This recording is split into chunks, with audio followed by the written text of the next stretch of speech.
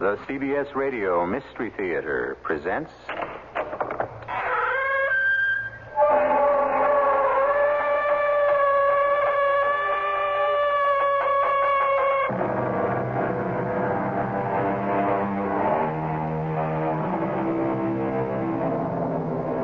Come in.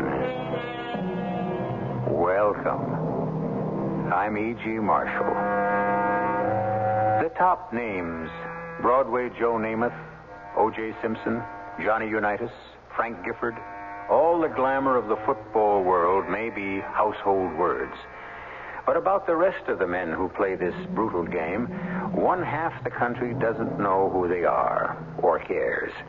And for the half that does, few of them know the names of most of the top players. This is the story of one such guy who became the center of a bigger game even than the Super Bowl. I'm finally going to meet him? Not exactly meet him, but you'll see him. We made arrangements so that we can keep an eye on him from this room. Well, what is this machine? A sophisticated sort of periscope. The view is startlingly frank, which is a well-chosen word. What do you mean? I suggest you prepare yourself to be startled, Mr. Stevens. There's really no way anyone could quite prepare you for what you are about to see.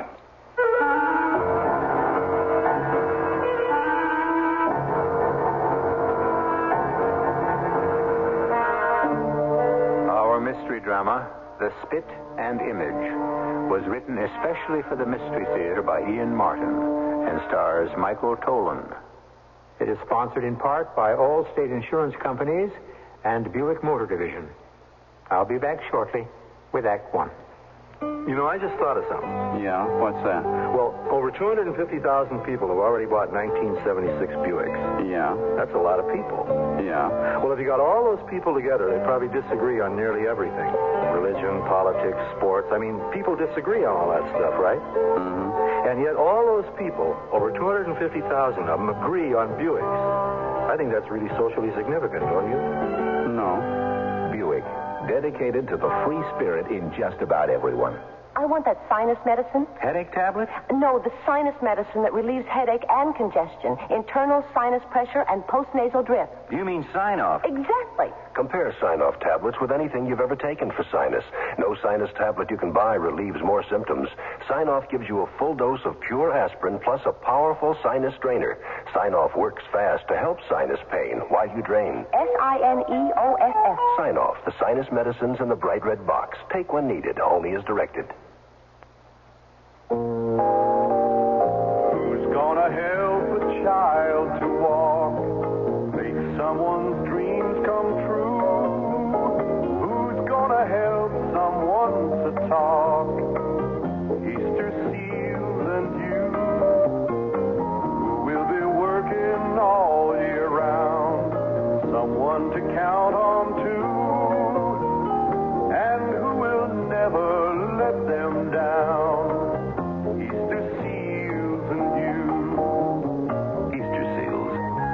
Crippled children and adults push back the limitations of their handicaps. Helps them to enjoy the good life. Miracles still happen, and you make them. Easter seals and you. Give to Easter Seals. Easter seals and you. Give to Easter Seals. Easter seals. For crippled children and adults. Easter seals and you.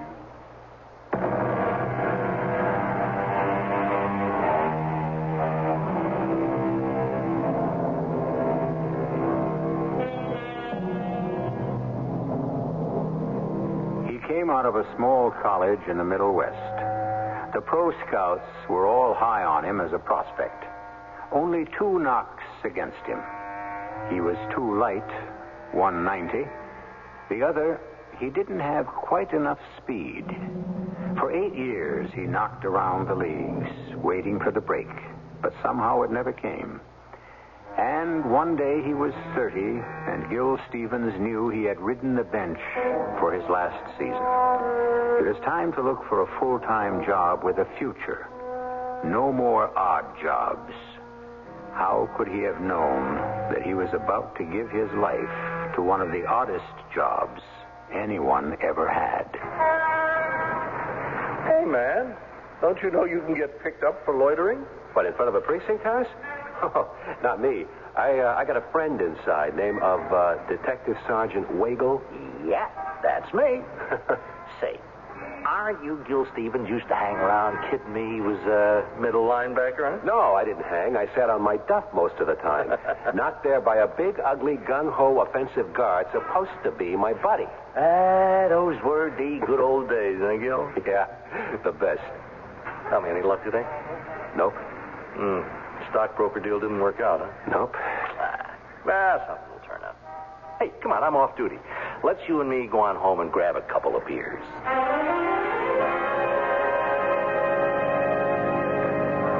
We can pick up some stuff at the deli, get home, take our shoes off, knock a few back, Gil. No, I won't be staying, Deke. I'm moving out tomorrow.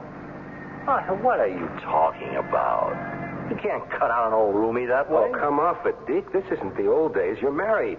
You got a home, a kid, a job, a whole new life. I'm in the way. Betty doesn't mind. I know, but I got to split. I can't live off you. Well, what are you going to do? Well, there's always welfare. Or digging ditches. Merchant Marine, Army, something. Somebody's got to be able to use a warm body somewhere. It was all my fault. When I got that good job last spring with the paper bag and container company, I should have hung in there and let football go. But then the Hornets had that rash of injuries in training, and they were hurting for linebackers, and they wanted to sign me as a free agent. I couldn't resist, and I was back with the Jocks again. Then the second exhibition game, I got the concussion, and they put me out on waivers, and nobody claimed me, and I ended up back on the bench again, with suddenly no jobs open. Now, all right, you knock it off. Now, we're going to get things cooking for you. Hey, you know something I was thinking? Why not TV or movies or acting or like that? Are you kidding? Well, other jocks make it. Other jocks had big names, a good press. People knew them. Well, yeah, but just the same, it's like Betty says. Show business is always looking for new names. Like this here. Cue to casting. Here, let's see this. Equity showcase, terrific opportunity. Star part for unknown and new play. Man of 30 or less in magnificent condition must sing, dance. Well, I guess not. You gotta be kidding. I'm no actor. I don't have any talent like that. Would you hold it? Now listen to this one. No previous show business experience required. Mature young man. Must be exactly 6 feet. Weight not over 190. Brown hair, light brown eyes, with Midwestern accent. This is a long-term contract, so he should be single and, if possible, unattached. This is the opportunity of a lifetime. Knock it off. You know what that is? Some stud for a skin flick. Would you listen for just a minute? Full bond will be posted. Object cannot be revealed, but this is a nationwide search which will make the winner secure for life. Write Post Office Box 240, Daily Journal, and include copy of birth certificate, photograph, address, and a short biography. Yeah, well, what do you think? I think you're a good friend, and I thank you for your interest, Deke. But just let me work this out for myself, huh?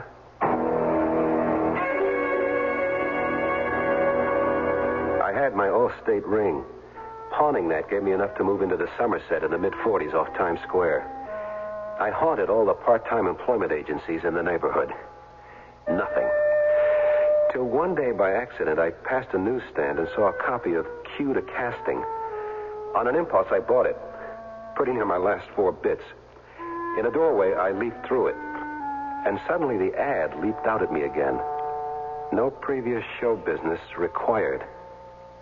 What the devil, I couldn't lose. I wrote Box 240 and waited for an answer. It came 2 days later. A message at the hotel desk and an appointment. If the sumptuous hotel and the office number, which turned out to be the penthouse suite, surprised me, my interviewer surprised me even more. Yes? I'm Gil Stevens. Oh, please, come in. You can take your things off and leave them there. My things? I meant your coat, hat, whatever. That'll be sufficient for the moment. Well, now, just a moment, Miss... Ewell, not like the Christmas log, Ewell. Oh, well, my name is Gil... Yes, I know. I recognize you from the picture you sent. I could have picked you out anywhere in the crowd. What does that mean? Just my mordant sense of humor. Mordant? It means... I know what it means. Caustic, sardonic, sarcastic. I only questioned it coming from you. Why? You picture me as the wholesome, all-American girl. Aren't you? I'm a factotum, all-purpose gopher, a secretary, Girl Friday, okay? You got me pegged. Hey, I didn't mean to get your back up. You didn't. Don't flatter yourself. Are you ready to answer some questions? I'm not sure. Maybe you're getting my back up. No, please. I'm sorry. Don't go. Well, it's you couldn't know how important. To you? And you. What's so special about me? What is this whole gig, anyway? A perfectly legitimate business deal, if you're interested. Interested? I wouldn't kid you. I'm on the ropes. A job is what I need. I can tell you one thing, honestly.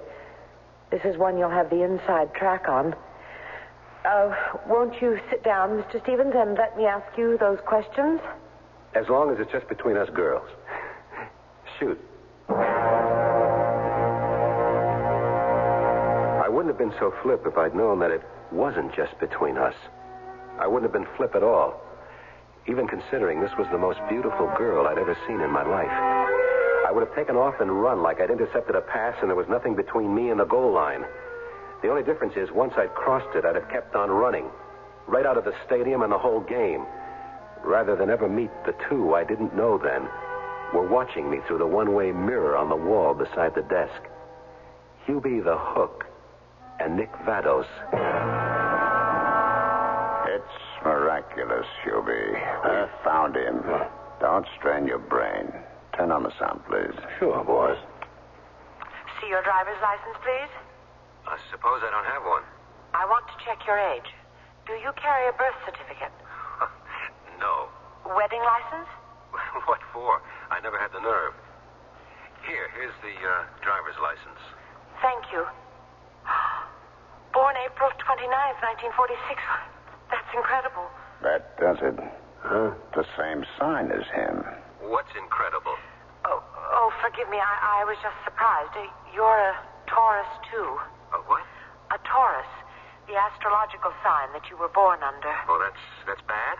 No, it's good. Oh. Do you have insurance? Yes, so far. What does that mean? Well, if I don't make the next payment, I guess it's kaput. I see. Who's the beneficiary? My mother. Where does she live? In Nebraska. Look, is all this necessary? You put everyone through this? No. So far, you're the only one. Well, why me? Because the moment I saw you, I knew you were going to be right for this job. And I think that my boss will be in complete agreement. Yeah, she's right. Cut the switch, Hubie. Let's go meet the new Mr. Durwood Drake. I couldn't figure it. Nothing made much sense. What job? What kind of job that depended on the way I looked? Whether I carried insurance? And the most far out of all, what astrological sign I was born under? But at least I might be about to learn something more. As an inner door opened and two men came in. One was short, squat, and fat. The other was huge, as tall as a basketball center and built as solid as a tackle. I estimated him at 285, with forearms pretty near as big as my thighs, except that on the end of the left one, instead of a hand, he wore a prosthetic device best described as a hook. It was the first time I knew for sure I was out of my depth, and I stood a good chance of drowning. Oh, I'd like you to meet my employer and his associate. Hubie, this is Mr. Gil Stevens. Yeah. And my boss, Mr. Nicholas Vados. Mr. Vados, this is Mr. Gil Stevens. No, he isn't. What? Or maybe you don't know it, but Karen, Hubie, and me already do. Starting as of now, you are the #1 mystery man in the world. And the richest. You, my friend, are Mr. Durwood Drake.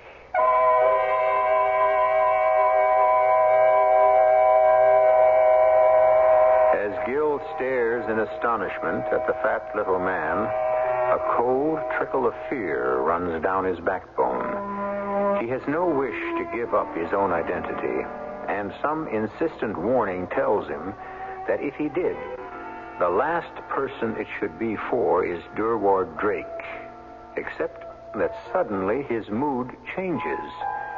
For there are few men in America who would not gladly exchange places with the legendary Durward Drake. I'll return shortly with Act Two. Allstate asks, do you own a small business?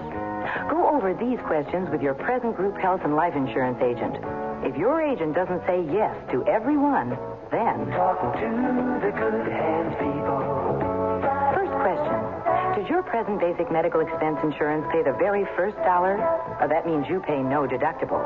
For expenses such as surgery, room and board, x-ray and lab, and in-hospital doctor fees? If not... Talk to the good hands people. Does your present plan provide coverage for maternity expenses? If not... Talk to the good hands people. You're in good hands with Allstate.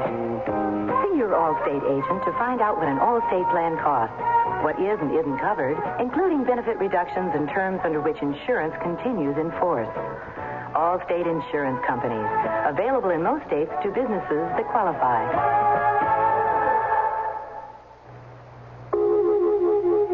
Dreams.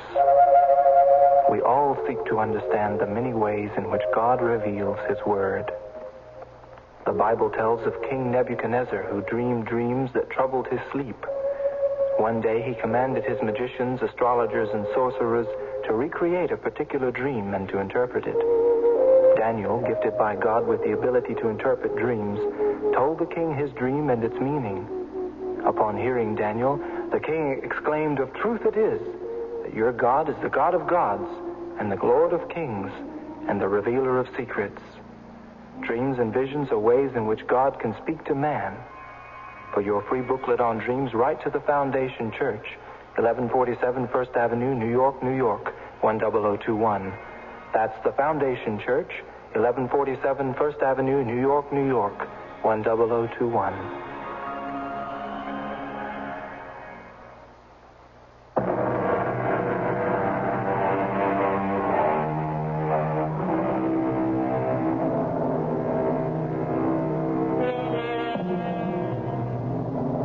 Durward Drake. The name itself evokes mystery, romance. Heir to the Drake Machine Company, international playboy, headline maker as financier, lover, and sportsman. A man who is willing to lay his neck on the line for any risk. Automobile racing, powerboats, flying, skydiving, whatever was exciting and dangerous. And then, suddenly, mysteriously, he dropped out of the news and out of sight, only to become a new source of press interest. This time, speculation instead of reporting.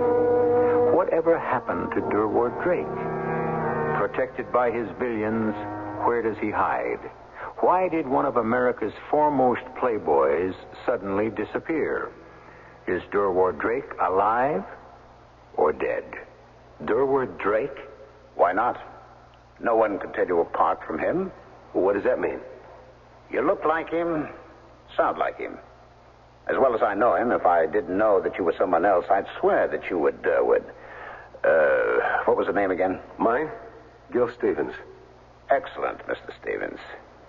Now, suppose we get down to business. I'm not sure I want to. Now, this is a straight business proposition. We need your services for, say, a month to 6 weeks. $1,000 a day.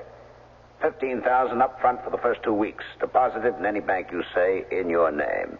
The rest after you have delivered the service we require of you. What service? There's nothing very complicated. Just pretend to be someone else temporarily. It's time the press and the media stopped questioning where you are. You're talking about Mr. Drake? Yes, that's right. You want me to take his place because I look like him?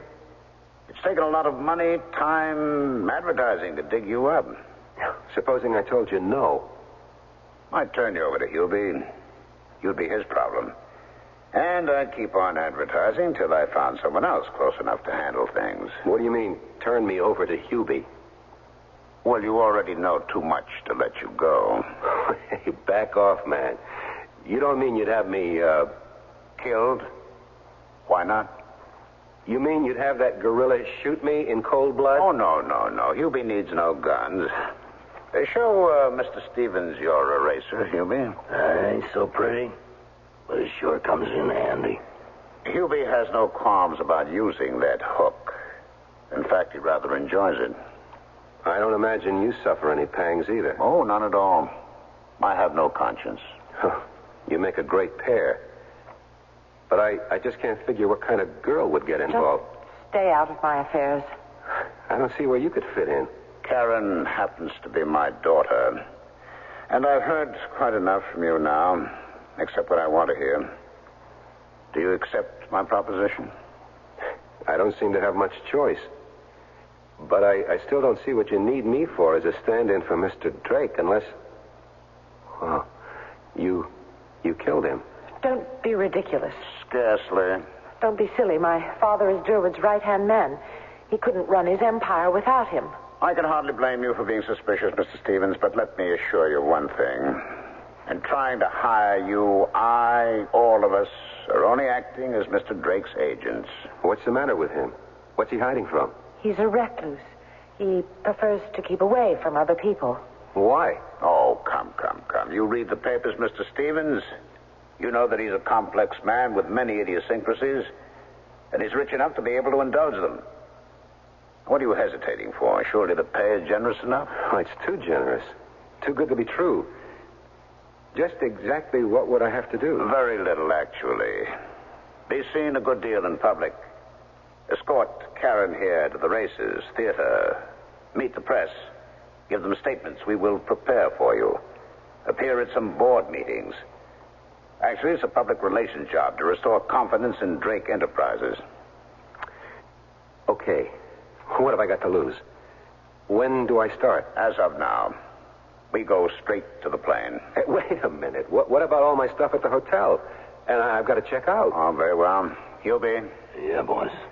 Take Mr. Stevens to his hotel, let him check out, pick up his baggage, get him some dark glasses, and see he wears a muffler around his face, just in case some smart reporter got wind of the plane and us coming in. And no messages.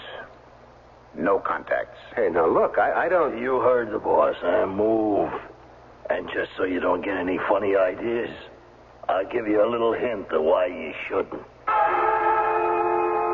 The cold steel bit into my neck, stinging like the fangs of a serpent, drawing blood as I instinctively jerked away. Just as instinctively, a sheer reflex action, I swung at the giant. His reaction was fast. My fist slammed into the palm of his one huge hand. The punch stopped so abruptly, I nearly dislocated my shoulder.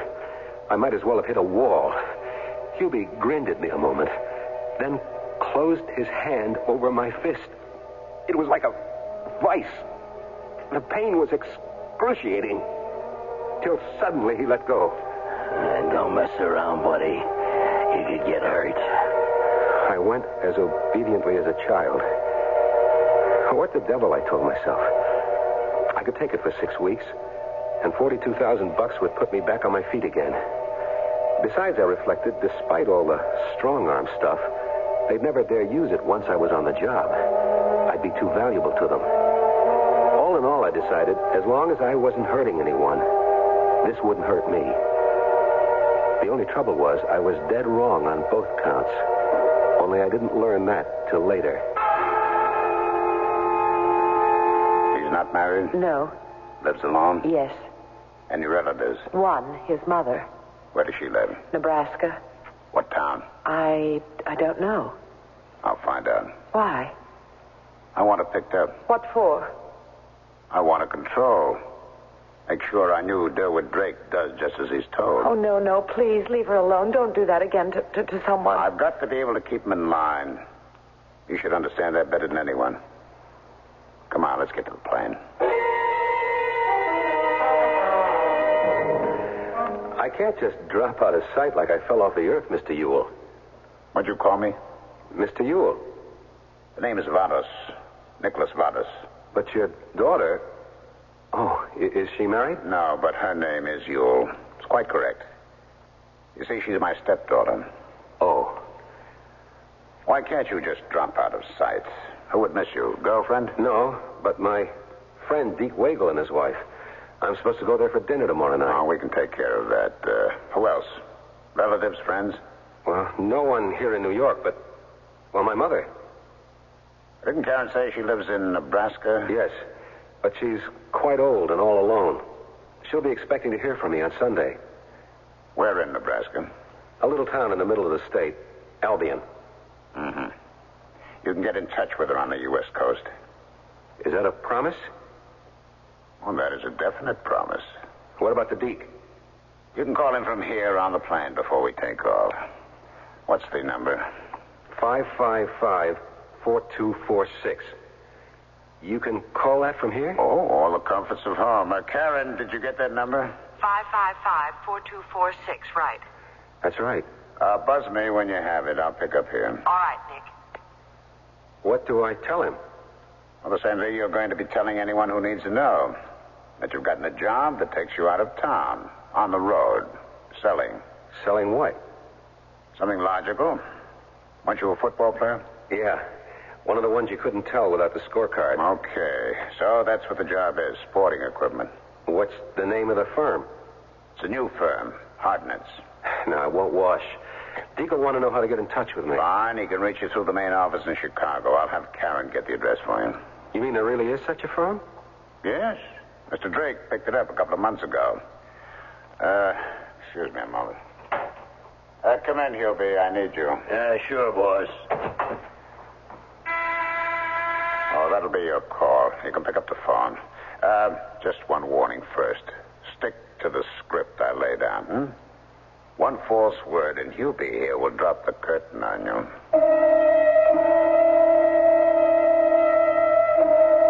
Deke wasn't home, but I broke my news to Betty, who was delighted I'd gotten a job and wrote down the address Karen brought me. I kind of dragged out the call because somehow I felt that when I hung up, I was cutting my last link with the past, and in an oddball way, with myself. But finally I did, and within 15 minutes we were airborne. The plane was something else. A 707 laid out like a penthouse apartment, with bedrooms, living room, office, kitchen, and dining room. While Vados worked in the office, I got Karen to mix me a drink and join me so I could ask some questions. You might as well have a look at what's in the envelopes. Oh, what is it? Pictures of Mr. Drake. Well, here's looking at you before I look at him. To better acquaintance. Please, don't do that. You're a funny girl. I can't figure you out. Don't try. Stick to business. Open the envelope. Okay. Is this the way he looks now? Those were taken some time ago, before he went into hiding. And you think I look that much like him? Once you grow a mustache and we get your hair dyed darker. I don't particularly see it. I do. Boy, when you talk and look at me like that, I could almost forget what a... Go ahead. Finish it. No, it doesn't matter. Where are we heading for? Vegas. Las Vegas? Oh, I thought Mr. Drake, was out of the country somewhere. He was. He isn't anymore. You sure he's alive? Oh, yes. Quite sure. Then what's the point of me? Who needs me? He does. Why? That is something he'll have to tell you himself. That was all I could get out of Karen, or Nick Vados, or Hubie. The man of mystery that I was hired to double for remained as much a man of mystery as ever. Till we got to Vegas. The plane landed, and a helicopter was waiting to lift us back into the hills to a cleverly concealed complex of building, masked from the air by trees and surrounded by an electrified fence. The security was tighter than Fort Knox. I got some notion of why from my introduction to Durward Drake. All right, Mr. Stevens. You're about to find out the answer to many of your questions. I'm going to meet Mr. Drake? Not exactly meet him. He's not very sociable. But you may see him. I think that perhaps will explain a great deal. Where are you taking me? To the room next to his. We have found it advisable to make arrangements so that we can keep an eye on him. It's all right, Carl. just me. Allow Mr. Stevens here to look through the viewer. Well, you are about to meet the man you resemble so closely. I was looking through a viewer that fitted to my eyes like the mask on a periscope or an old stereopticon. By some trick of complementing mirrors, the entire room was revealed and somehow lighted at the same time, so that even though the drapes were drawn and the room shaded, every detail was as clear as bright daylight. Too clear. As I looked at the man sitting on a chair facing me, I could feel my stomach churn like I was going to be sick. I was literally frozen with horror as I finally saw why Durward Drake had chosen to become a recluse.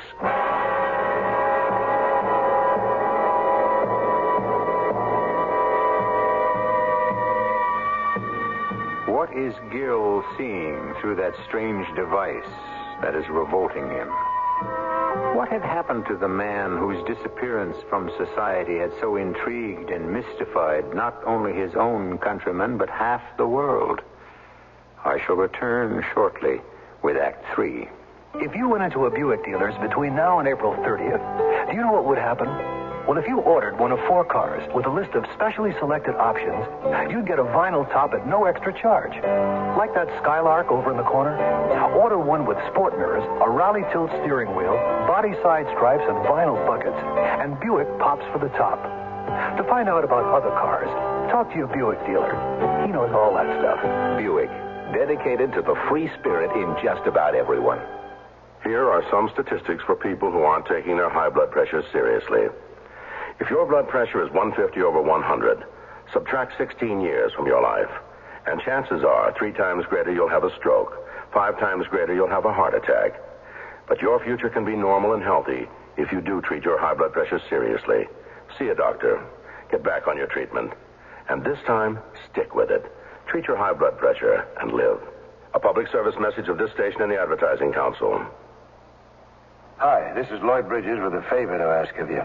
Would you take a minute, just 60 seconds out of your busy day and listen? Really listen to the radio? I wouldn't intrude like this, except that I have an important message for you from the March of Dimes. Now, here it is. America's #1 child health problem is birth defects. Not measles, not mumps, not the common cold, but birth defects. And the speed with which science finds the answers to that problem depends on you, not someone else, you. Your generosity to the March of Dimes will add to the fund that supports the massive research needed to find those answers. And if you won't help, can you be sure anyone will? And if no one helps, can any of us ever hope that future generations will see the day when every child will be born free from the threat of birth defects?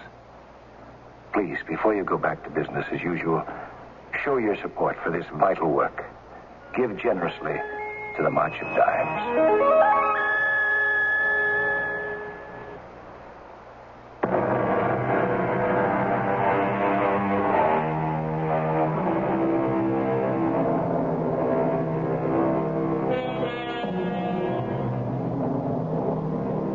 This was the picture Gil Stevens saw. A travesty of his own face, barely recognizable, like the distorted reflection in a carnival mirror. The forehead was thickened and distended by the overgrowth of the frontal sinuses. The nose and lips were thickened and coarsened. The whole head was gigantic in comparison with the body that supported it, as were the huge hands and feet. It was a sight at once so horrible and repellent that though he wanted to shut it out, he was held as though spellbound. Good Lord. What happened to him? The medical name is acromegaly, a form of giantism. It's caused by hyperfunction of the pituitary. Can't anything be done about it? With his money, don't you suppose everything has been tried? In his case, no. No wonder the poor devil hides himself away. Is he sane? If you mean are his mental processes impaired by the disease, not at all. Physically, his symptoms are all outward. Psychologically, well, that's another matter entirely. What kind of future does he have? He lives only for one thing. His, call it empire, which is getting shaky. We'll go in the other room. We can talk. After you, Mr. Drake. That's not my name. From now on, it is. What exactly is it he wants me to do? Be what he can't, or won't allow himself to be. His visible presence. What difference will that make? Oh, a great deal. Believe me. The flaw in the empire that Durwood Drake built is that it is a one-man show. None of his companies are public. There are no boards, no machinery of government except for him. He dictates all strategy, all direction, all finances. His system has worked because he is a prodigious genius and has the confidence of every top echelon member of all his staffs. Well, I should say, had. He's lost their confidence? He's losing it because he's hidden himself away so long. More and more people are becoming convinced that he's dead. And they're starting to desert. Why? Because of taxes. Under the present financial structure, the death taxes would be so colossal it would bring the whole conglomerate down like a house of cards. Everyone knows that. And they want to jump before it happens. The nervous ones are starting to bail out already. And since he won't show himself as he is, he had to find a substitute. Me. Correct. Look, I'll never get away with it. I mean, even if people take me for him, I don't know the ones he knows.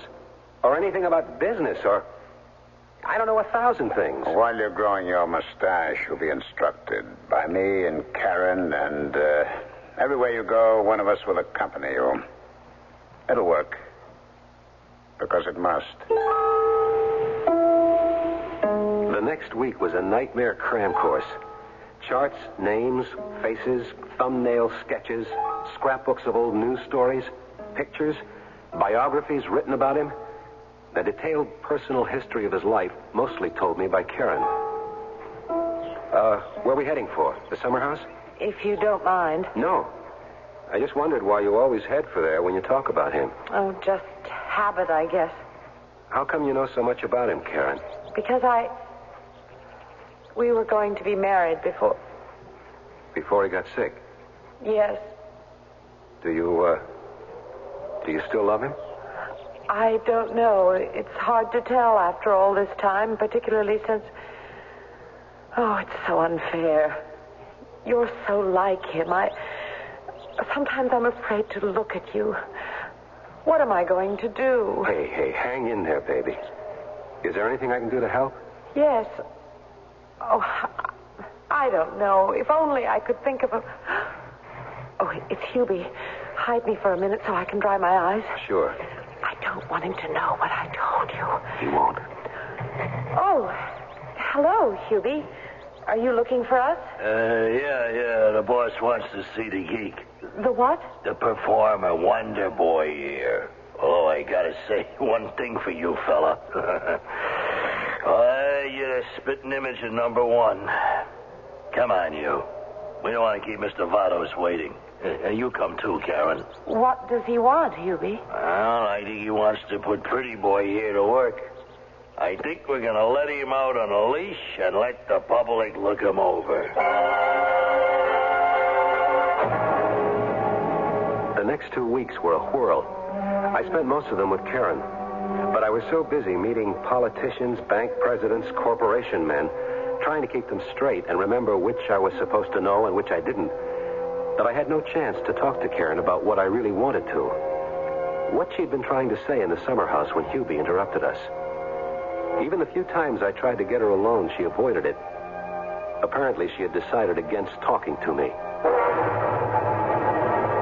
And then late one afternoon, while she was instructing me on people I would meet the next day, she led me to the summer house. This tall man with the heavy horn-rimmed glasses is chairman of the board of Roswell Refineries. You know him casually, as well as the other people in these pictures. Here, let's sit down. You look them over, and I'll identify them for you. Keep concentrating as if you were memorizing the pictures. I have to talk to you. This is wife? I'm listening. That's she. First name, Marjorie. He's dying. I just found out. It changes everything. Mr. Drake? Yes. Vados isn't trying to save the Empire. He's pirating it. How can he do that? Through you. He'll teach you to forge Durwood's signature. Durwood can't sign for himself anymore. Why not? The disease is spreading. He's almost blind. His heart is already affected. It's only a matter of time. Oh, don't worry. I'm not going to be a forger. You'll have no choice. I'm not committing any crimes. I'll have to take my chances. It isn't yourself you'll have to worry about. What does that mean? I'm sorry, Gil, but they have your mother. What? Watch it. Don't think Hubie or someone doesn't have binoculars on us. At least I know this place isn't bugged. Are you sure about my mother? Yes. Now, there's only one way out. How? Only two people stand between us and freedom. Hubie and Vados. What about the army of guards? We don't have to worry about them if I can just get to see Durwood. He'll be our passport to freedom. And see him? That's the trouble. Since his illness, he's left orders he doesn't want to see me. Not that Vados would allow me to anyway. Then we're back at the beginning. How can we get rid of those two? It would take a gun to stop that tank, Hubie. Can you get hold of one? Not a chance. How about when we're out? I got a friend who's a cop I could call in New York. Or we could go to the police here. We could. And never see either of our mothers again. Then it's got to be here. You keep Vados busy. And I'll have to figure a way to take Hubie. How? That's the big question, all right. How? The next couple of days, I studied Hubie as carefully as I ever crammed on pregame films. How he moved, his reactions, their speed and predictability, probing for a weakness.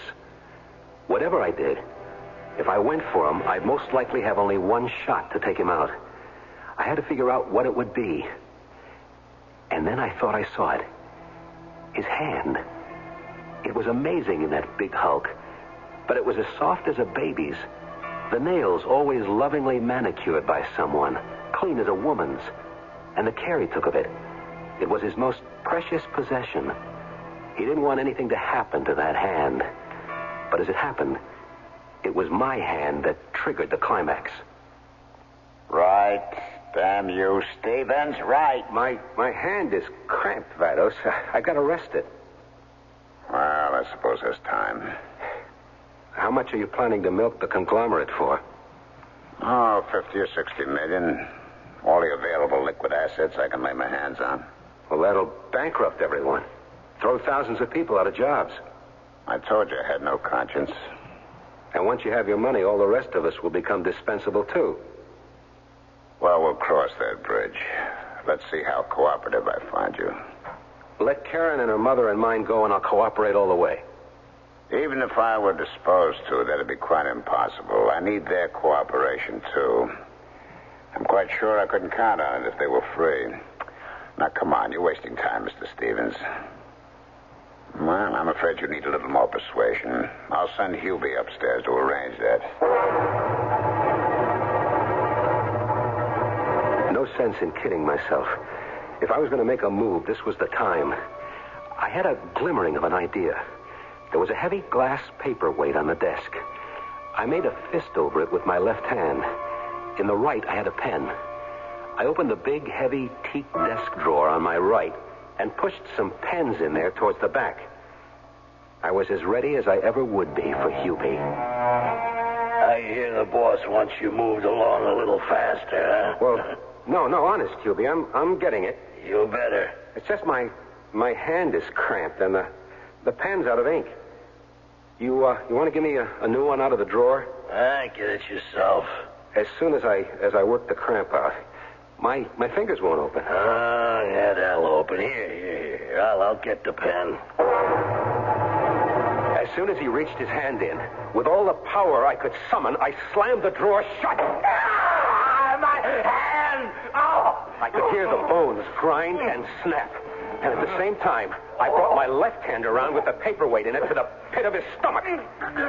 It was like hitting a board. I'm going to kill you for that. My hand. I'm going to cut you to ribbons.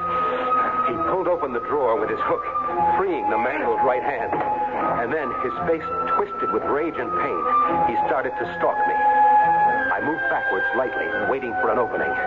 At least I didn't have to be afraid of the right hand now. And I felt my reflexes would be quicker than his. Suddenly, the door was at my back. Now, and my timing had to be just right, I waited till he raised the hook. Then, pushing off from the door with all the strength in my leg, I went underneath and low for an ankle tackle. With a grunt, I took his feet right out from under him. And to save himself, the hook bit into the oak door like it was pine. As he struggled to free it, I hit him hard behind the ear with a paperweight. 3 times. Until he sagged limply, and the body fell heavily to the floor. The stump tearing out of the harness and leaving the hook impaled in the door. I dragged him away. Struggled for a moment till I freed the hook. At least it was some kind of weapon. I pulled open the door. Karen was just coming down the hall. Look out, Gil! Nick, he's coming upstairs and he has a gun. I turned. His head was just coming level with the landing. With an expression of utter fury, he lifted the gun he was carrying, aiming it at Karen. Not you, but her. I warned you, Dad. He never got the warning out, because reflexively, as he brought up the gun, I had hurled hook and harness at him. Turning and twisting in the air, the 2 razor-sharp prongs had dug deep into the jugular on each side of his fat neck. He fell like a stone all the way down the stairs.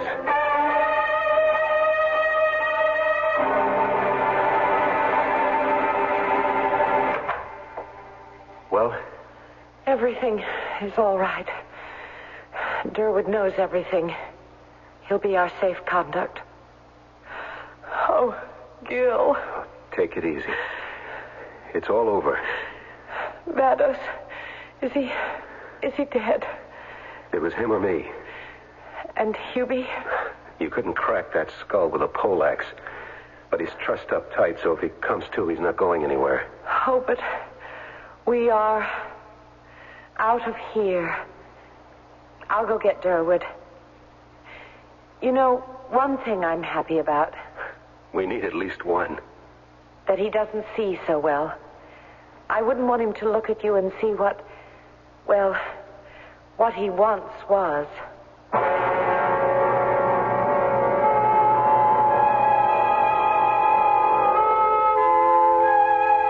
Under hospital care, Durwood Drake's death was less imminent than it seemed. He lived long enough to reorganize his companies and save his empire. It was his genius that accomplished it, but the actual work was carried out by his new right-hand man.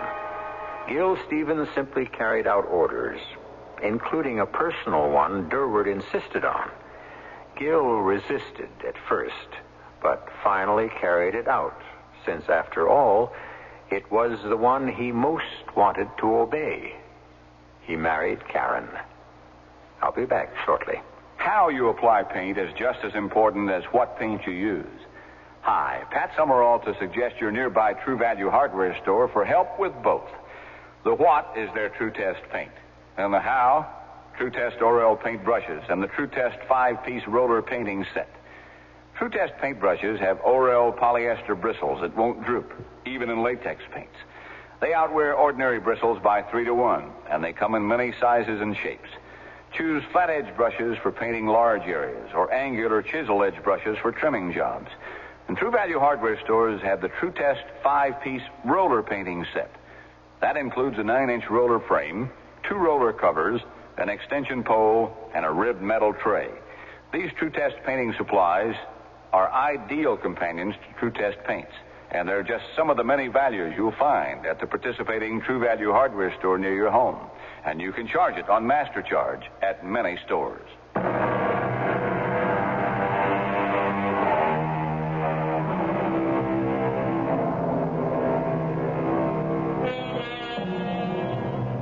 I am indebted to Hubie, that unforgettable character, for the title of this story.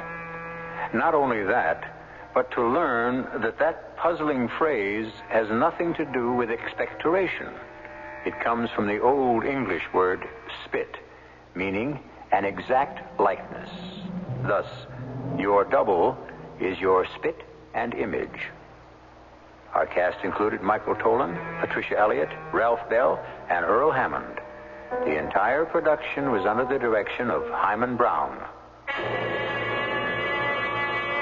And now, a preview of our next tale.